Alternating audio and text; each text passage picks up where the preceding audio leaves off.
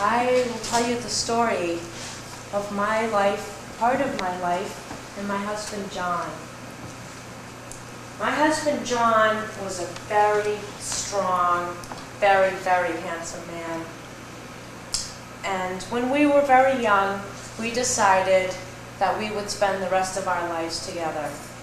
So we went to our parents and we had our traditional ceremony, and the blanket was placed about us, and we were considered husband and wife by our community. And we worked very hard. We had 3 small daughters, and in those times things were changing a bit around Mashpee and Barnstable, and people sort of didn't belong to the land anymore. Land started to belong to people. And so people would apportion themselves off something and say, this is mine, and this is yours. So a lot of the ways that we were making our living, sort of living off the land, had changed a bit. And some of us were working for people that weren't Wampanoag, that lived among us in our community. And my husband John was working for a man named Mr. Ortahan. And Mr. Ortahan had a very large cornfield in Marston's Mills where he worked. And we were very happy, but some things were changing. There were a group of people that came to live amongst us, and they called themselves Christian. And they told us that the way that we worshipped faith.Little, the Creator, was not the proper way. Wasn't the right way to go about things, and if we wanted to be happy and prosper, we had to become Christian. And John and I discussed this very many times, and we felt that surely we must have been doing the right thing. We had 3 beautiful daughters. We weren't hungry. We weren't unhappy. We never got sick. So John said, no, we will stick hard and fast to the old way, and we will not become Christian. But some of our folks did, and they were very happy with it. But we still loved them, and they still loved us. But after a bit of time, they would come to our wheat Jew, our home, more often, and tell us, you must, because if you don't, you're going to go to a bad place. And when you leave your body, you will burn forever, and very scary things. And time and again, my John would send them away. He was such a strong man. He protected us well. Around this time, Mr. Ortahan told my John, if you don't join the Christian church, you can no longer work for me. Now, Mr. Ortahan belonged to this Christian church as well. And so, rather than give up what he felt in his heart was the right way, my John could not work for Mr. Ortahan anymore. And things started getting very dire for us. My husband John could not find work anywhere. And the small amount of land that was apportioned to us wasn't enough to sustain our family. One day, my John decided to tell the Christians how he felt and why what they were doing to us was wrong, seeing how they had come here for freedoms that they really wanted us not to have.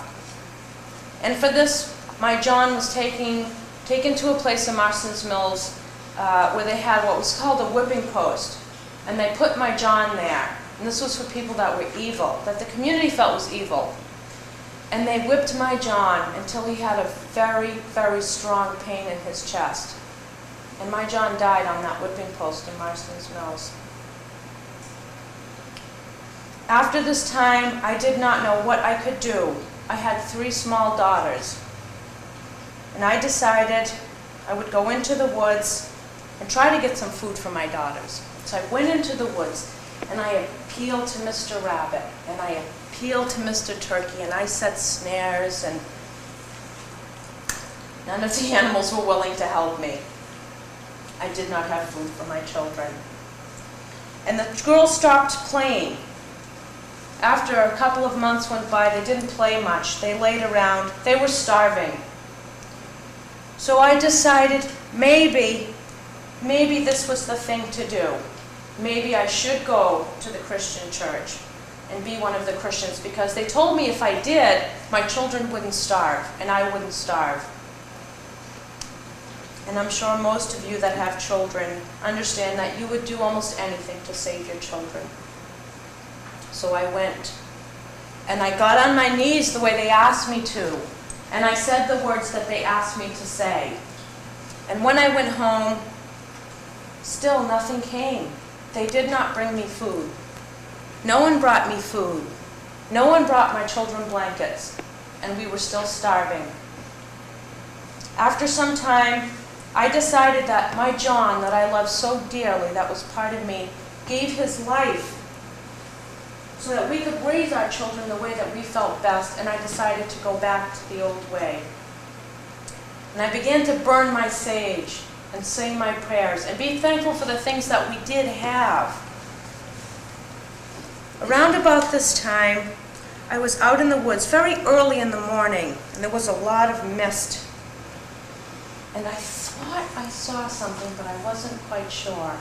So, well, maybe it was my imagination. And when I turned around, I heard someone say, "Woman." And when I turned back around, there were 3 men, 3 Wampanoag men. Very strange, because I had never seen these men before. And I knew most all of the Wampanoag people. Most of them are my family. And they came to me, and one man carried with him a cod of about this size, and dried corn, and vegetables. And they said to me, "We have been sent to you because you're to the house." And I said to them, "Please sit and rest, and I will make you some food." Traveled a long way to bring this to me. And I went to prepare my food in my pots. And when I turned back, the 3 were gone. I don't know who they are, but I honestly feel that Gadantu had sent them to me, and my children did live.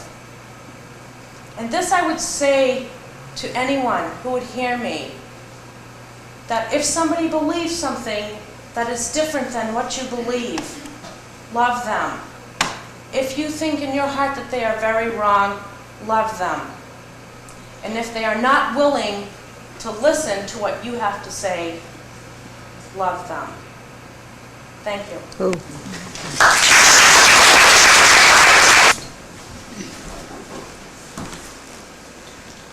I know the place for which I stand. I know there are many who will not allow anything to be said on behalf of the slave, but I believe it is my duty to plead the cause of the poor and of the oppressed. I do not regard slavery as an issue that rests on a particular part of the country, but we are all verily guilty concerning our brother. The manufacturers of the North, the consumers of the various goods and commodities of Southern production, are all implicated in this matter. While the sweets of the system are found upon our tables, we are the partakers of other man's